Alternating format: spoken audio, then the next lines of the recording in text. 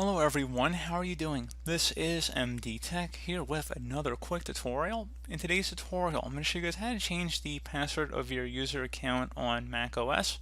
So this tutorial is not if you forgot a password. That is not what this tutorial is about. I'm just going to put that right up front. Again, this tutorial is changing your existing password to something else. Perhaps your password was compromised or something along those lines, or you just want to mix it up after so long.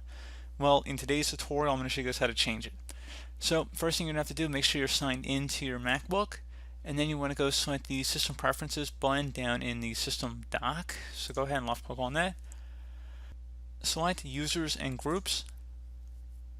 Select the little lock icon because we're going to have to make changes to our device here. So we're going to have to go ahead and enter in our computer password, or at least our administrator password, and then select Unlock.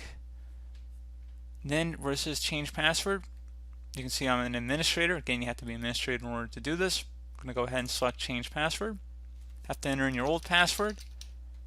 Type in a new password here in the next field. Verify, so just type in the new password again. And then if you want to type in a password thing, you can. And then you would select Change Password. You would have to restart your computer for the change to take effect. And that would be about it.